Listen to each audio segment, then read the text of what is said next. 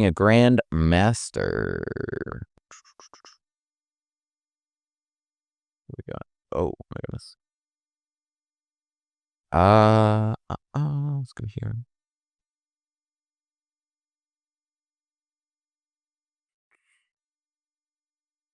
I mean, not super ambitious on their part. Let's stop this D4 idea.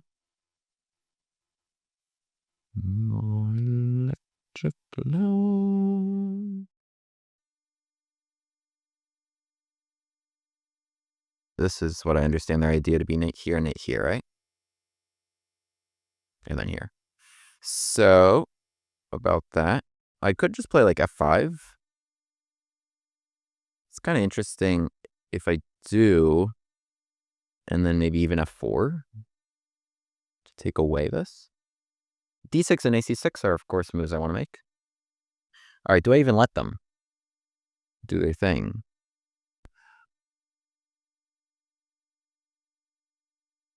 Do I even need to let you? No. I'm not even going to let you. They wanted to come all the way there. But to get a knight from here to here, 2 diagonal squares away, it takes a lot of effort. All right, we're going to be fast here. Still above 2 minutes early. My next couple moves are... Okay, that one was predictable, yeah. So should I just play D6 or should I take it? I should just play D6. Might be hard to defend. No, let's just play D6. Tough thing is B6 might be a little tricky to get in. Okay, let's play knight C6 now to shield here. What happens if they keep piling up? Because... Okay, they're just going to play like that. But now we've got some... I don't know. Do I want to come all the way here? Do I want to... Let's just play something simple like rook b8 so that I could play b6 if need be. I can move my bishop if need be. Maybe they're just playing bishop b2. Now we've got some ideas. Let's go like here and like h4. I don't know. Why not knight e4? Okay, targeted this. Kind of annoying to deal with, actually.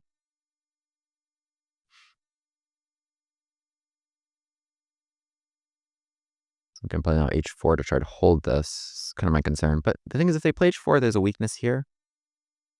This now becomes a little annoying to protect. Because I want a knight f5 of h4, of course.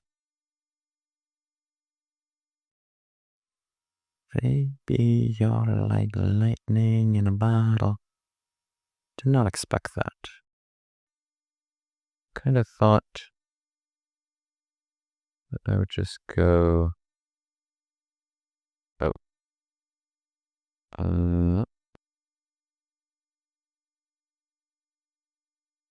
Okay, we're going to go here. So f3, I'm just going to come back, right? I don't know why that took me so long to figure out. It's definitely the best idea.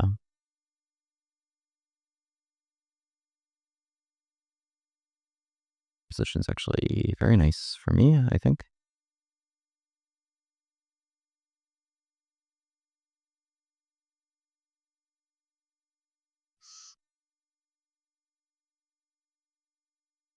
I want this. But my idea is better. Which is this, I think.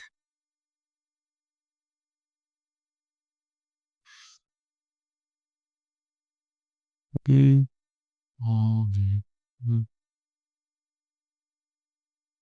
this interesting? It just kind of popped into my head.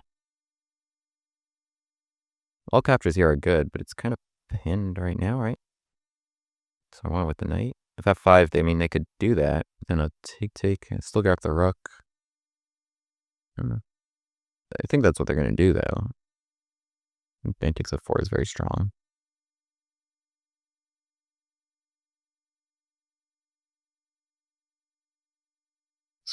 That's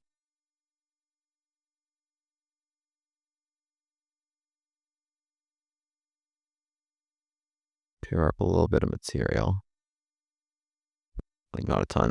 Did I miss this? It's pinned actually. No, but this is defended too many times, so maybe not a great idea.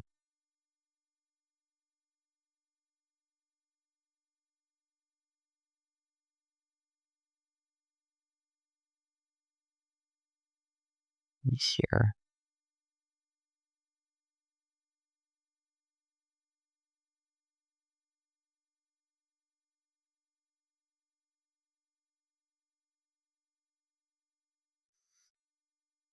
D3. It's actually looking quite good. We are winning here for sure. Live this. This is very good actually.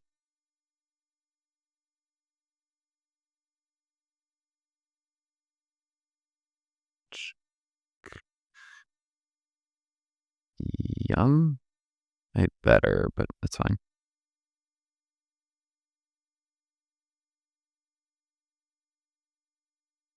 Five, four, three, four. Head. 3, 3, 4.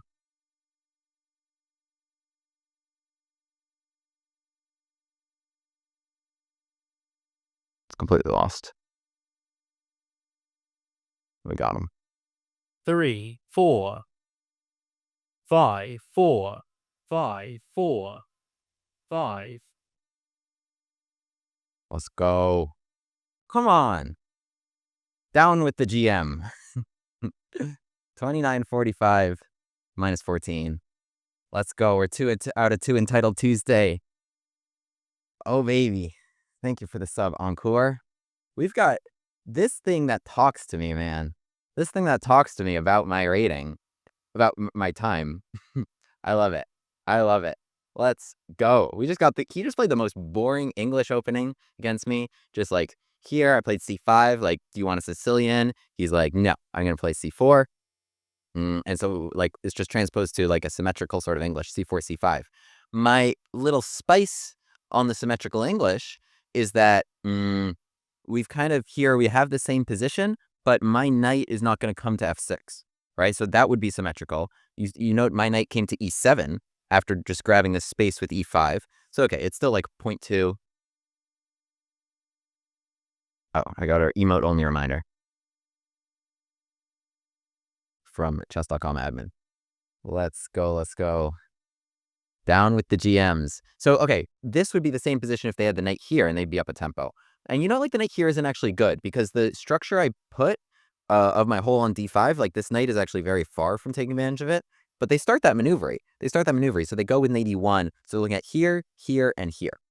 And I'm just not going to give you that. So I play F5, they go knight C2, I play F4. And okay, it actually wasn't the best idea.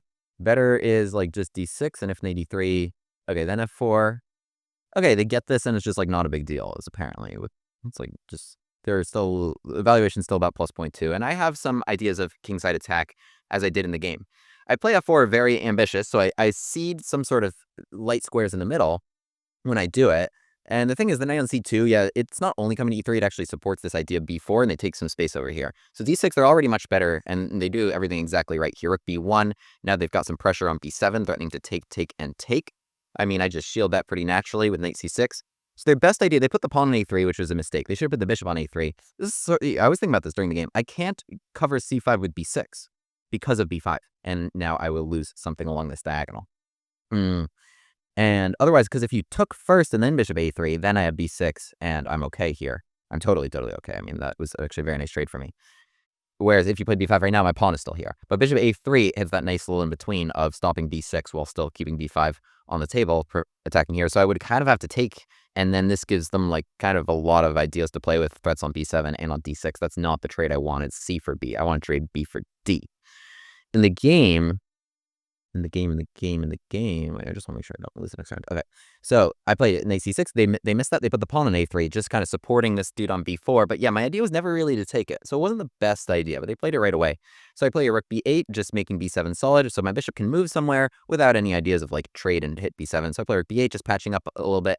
They play bishop to b2, now blocking this. Okay, we'll get back to this analysis later. Let's go. Oh my god, we're playing Daniel there. It's bishop to b2, which is an okay move, but probably not the best spot for the bishop because it actually gets in the way of this rook. What the engine wanted here was just the simple solid d3, and then e3. And what the bishop can do from here, like let's say I just kind of play like bishop somewhere, just and then e3, knight e4. They can actually kind of force my hand on this pawn here, threatening to take it, and maybe the bishop takes at some moment. If the knight comes to e4, getting out of the way of this line of fire. But the bishop on b2 doesn't really do anything. And just kind of gets in the way here. So here, I mean, I don't know. I just kind of proceed with my idea. I like h5. I'm trying to play h4. There's no g4 in that position. The bishop can control that. And with h4 and then following knight f5, like I'm just kind of trying to put a bunch of pressure on g3. Okay, I mean, the best move a little bit was bishop g4, knight d4, looking at some pressure here as well. Okay, there's a lot of logic to that. But instead, I just played h5. And so he plays knight e4. Yeah, note that h4 for white is not a good idea. A, because my bishop can just hang out on g4 forever without h3. B, because this knight is going to come to the f5 square and attack g3. C, because I can just play kind of g5 at some moment, make that trade queen takes g5 and play h4. So h4 doesn't really stop me in my tracks so much. But he puts the knight on a nice square here, knight d4, which is a good move, and I need to play b6, defending it c5. And this is a good spot where we're out of this line of fire, which is nice. Engine's top recommendation was actually making this trade in my face, because I think something they can do here, d4 really opening that up. It's a sharp continuation, and maybe they can look to put the rook on g1 and kind of flip the script there in terms of who's attacking who. In the game, e3, which makes a lot of sense, to do that actually same trade is what they want, except not having to play g takes f4, which I understand the hesitation to do it. It also prepares d4, right? What you don't want to do if you're white here is kind of just do nothing and then allow me to play knight f5, h4, make those trades there, get my pieces over and to continue to pressure. You want to be able to strike back in the middle if I'm just going to open everything up here. And so putting d4 on the table is definitely a smart idea. But here we have bishop to g4. That's the other thing the pawn on h5 does well, is it supported bishop to g4. And this isn't something you can just dodge, because now f3 is a really nice achievement. Gets in your face. I never have to worry about pawn takes f4 again. And here we're probably going to follow with h4 at some moment and crash through on the h line. In the game, so he plays f3, which is nice. I like that I've jammed in that bishop, which was otherwise causing me some annoyance. I just back it up a little bit. Okay, which is fine. Okay, wanted me to come to e6. It probably didn't want me to take away the square from the knight, but okay, I played bishop to f5 in the game. Queen to e2 played. Andrew wanted g4, which is spicy. It's spicy. It looks bad, but f takes g4 is actually nice. It helps you undo the scope of that bishop. It's kind of like a crazy sort of position. You'll also know here, I'm down a lot on the clock. A minute 47 to 20 seconds against this GM from Serbia. That's where the World Chess Boxing Championships are. Mikhail Bryakin. So he plays here queen to e2, which is just a pretty logical move. Now we just step up queen to d7, which also is a logical move. We took g4 off the table. We're coordinating our rooks. We're still defending d6. He's playing rook c1 now so that this knight is not hanging. Yeah, d4 is not really possible right now. I can just kind of take it enough times. Really do. I mean, I just eat it. There's nothing else to it. And yeah, the pawn on f3, that was a dangerous bishop, and I'm very happy that that's jammed in. So he plays rook c1 so that he's not losing the knight in any case if that knight needs to move. Bishop to h6, which the engine hated. 2 question marks is a little cruel. It goes from minus 0.4 to about equal. But yeah, the engine just wanted me to activate this rook somehow so that, any d4 happens and the rook is useful, whether it's here or anywhere else. Just bring that guy into the game. Bishop to h6, I mean, what I want is I kind of want to play like g5 and g4. It was such a bad idea because of this line. Takes. Oh, and then check here. Check here if the bishop is able to coordinate with the knight here. Yeah, that would be a problem. Okay, so we both missed that, though. He plays rook to d1, looking at his d4 idea. I play g5. He plays d4. And so finally, he's breaking through here, right? And so if I were to just kind of trade everything here, that's not good for me at all. This isn't good for me at all, because now you see what's happened. Like, this bishop is just streaking in on the f6 square. He's got like lots of nice open files. Yes, this is still out of the game, but it's the only piece that's out of the game because he's got like lots of activity here, and this diagonal that opened onto my king is not good. I've pushed my pawns. I've made my king much more unsafe than his. So I don't want to trade everything there. So what I do is I find a nice little workaround here. I take e4, which forces f takes e4, and now I just play g4, and it opens the scope of this bishop again, and I'm looking for f3. So now instead of like trades happening on d4 everywhere, and like this opening and this opening, I'm threatening f3. You've got to take on f4, which looks much better for me, right? So these pawns are still kind of there. These pawns are still kind of there blocking your files. G takes f4 played, and here I actually find a really creative move here, because I could just kind of like, I don't know, play bishop takes f4, and here he actually has a really nice rook sacrifice here. Takes c1, bishop takes c1. Yeah, I mean, you can see this is dangerous. Like, I've pushed these pawns all the way here, and now I've kind of traded away my best defenders. Like, all this is going to open up in my face. This bishop can come to d5. It looks a little scary, right? But I find a nice little workaround here by jumping in h6. Jumping in h6, and this is like a forced exchange sacrifice. Because if you do anything else, like, okay, the next best move is king to h1, just stepping out of the way, but the knight taking on f4 is extremely strong. Okay, let's actually say you're greedy. Let's say you played rook to b1 to step out of the way. Knight takes f4. Hard to find a square for the queen. Let's say e1 to stay out of this line of fire, right? If you went there, this is check winning the queen. So let's say queen to e1 played. Okay, I would play c takes b4 so that, this pawn wouldn't trade and open the d line. So c takes b4, a takes b4, and then, okay, we would just have a nice attack here, takes, and like the rooks are coming into the middle, and yeah, I mean, we managed to keep actually all these pawns here blocking them from doing stuff, whereas my rooks are actually free. They're not blocked by pawns, and their king looks bad as a result. So knight g6, but he plays f5. He plays f5, and just offering that as an exchange sacrifice. So this is interesting, right? So we play your knight to f4, queen slides, take g2, takes g2, takes c1, takes c1. Okay, bishop takes c1 was better, because the rook was actually apparently operating very nicely here. But, I mean, I can understand why you wouldn't want to move either of those pieces from their posts. So now what's happening, right? So we've reached another weird position. This game has been kind of crazy, but we're staying focused on what's actually going on here. They've got a bishop and a pawn for my rook, right? But both our kings are a little open. My king seems a little bit more open. They've got, like, some defense here. Whereas, like, if this opens up and, like, the queen comes to c3, that's actually really dangerous. Like, a queen and bishop along that diagonal, when you don't have it blocked, will just kill you. Because it's not only g7 you need to guard, but it's also, like, h8 you need to guard. And it can become kind of impossible to guard both. Also, like, the queen can slip under to g5, right? Or to h6. I mean, there's a million squares that I need to cover when my pawns aren't just in front of my king. So it gets a little tricky. So the only way to actually get them is to not deal with that is to strike first. So I bring the rook that's doing nothing into the game, rook to b8, pressuring e4, right? If I can take e4 and take f5, that would be awesome. In the game, rook comes back to d1 out of its port post on c1. Now I jump here queen g7, which is another nice move. Taking advantage of the fact that that bishop is actually not protected, so d takes c5 is not on the table, right? That's what they wanted to do here, d takes c5, using the pin here and crashing through as a result. But queen g7 is again going to keep these pawns where they are, not trading off and allowing all these pieces to flow through. The bishop is hanging here. So that works out well for me. And then otherwise, like some knight move to organize the defense, but then that pawn is hanging. The knight would no longer be defending. So we make things pretty hard. Also with queen g7, it's in front of my king, so there's no like h3 or anything that could have been a problem before, or like the queen coming to d2 and g5 here, which also would have been a problem before. So it's hard to find a great move for white. Top move was like this crazy line with like takes, and e5. Just like boom, boom, boom, boom. But just try to blow it open as much as you can.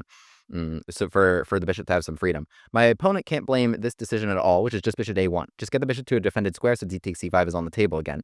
But now my queen finishes her route. Queen g7, queen g5 was actually a really nice maneuver.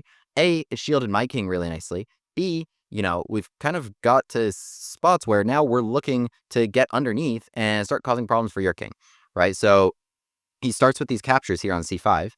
Oops, don't look. I hit the down arrow. Starts with these captures here on c5, takes, right? So, but these trades are not looking great. So suddenly we trade everything, and finally you got that D line open, and finally you got that bishop open, but my queen isn't there for that to be a problem, right? Where the bishop or rook could take it. And my queen on g5 looks pretty nice here. You don't have any immediate invasions. I'm just going to try to play rook d8, make that trade, and then invade with like rook d2. Or I want my knight coming to e5 or something, and then coming into f3. My opponent plays here, bishop c3. Yeah, rook d6 was probably what they thought they could do, hitting my knight and threatening rook to g6 here. I don't even have knight e5 because you can take it, and then, okay, you again have access to g6.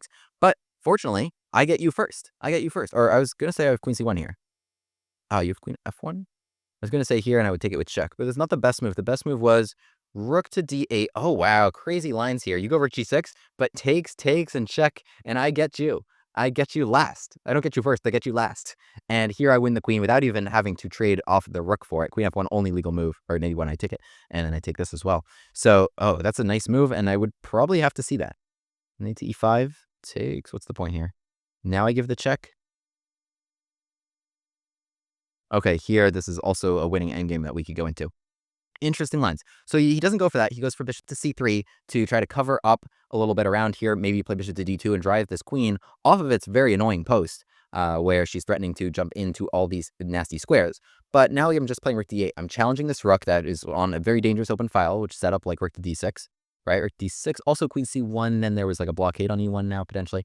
So I'm just trading off for that guy, or I'm trying to. He dodges it, which makes a lot of sense. I mean, even if it wasn't the best move, but rook takes d8, I can play. And yeah, I'm trying to play queen c1, rook d1, and I am getting you. I am getting you. My pieces are better, even though I didn't make my king safer. I made my king safer by just not letting your pieces come to me. So rook to d8 played, rook to f1 to dodge that, but now here comes my invasion. I take the d line, and I take the invaded square. Rook d3 now with a tempo on the bishop that jumped to c3. You got to move that out of the way. It comes to e1. Which is kind of a big concession because you wanted it here. This was your big dream. This was your big dream to arrange to get the queen to b2 and evade here. But now I had rook d2. Now I had rook d2 just picking off that knight very cleanly here. Let's say rook f2. Okay, play rook d8. I mean, this is very, very ugly stuff.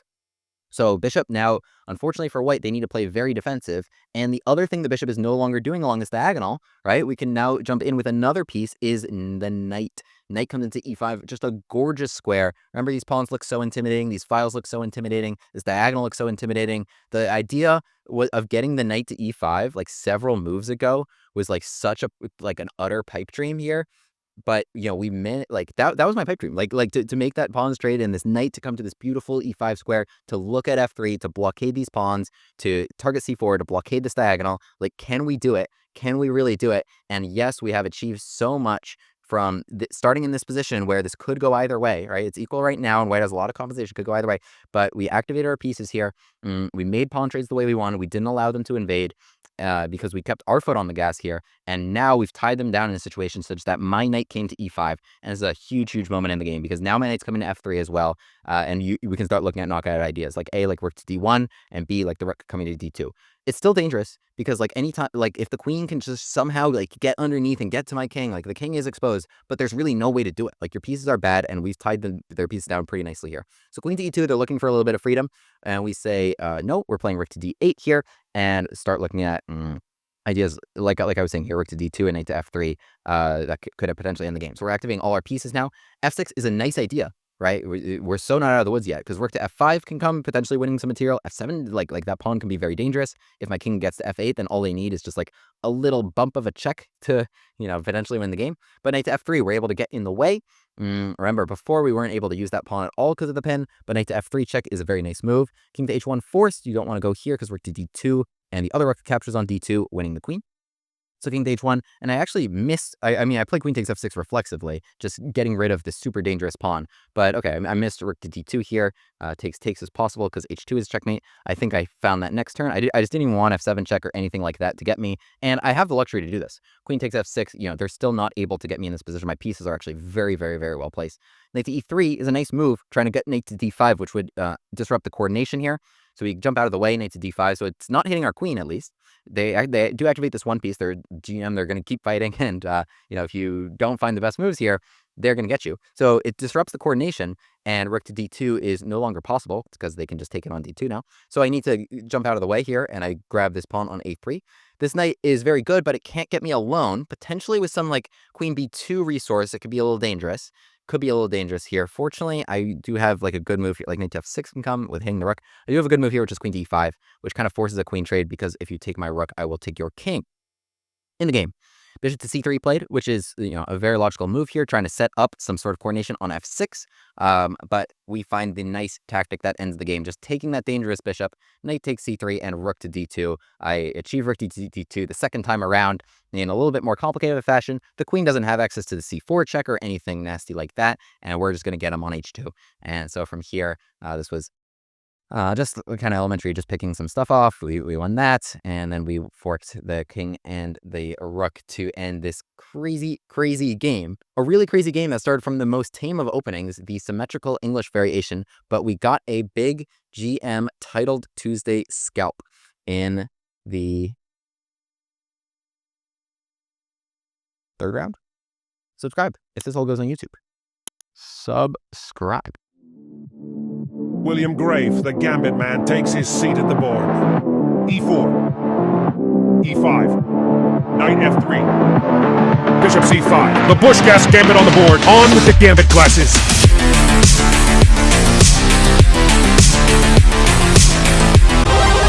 Hero pod unlocked!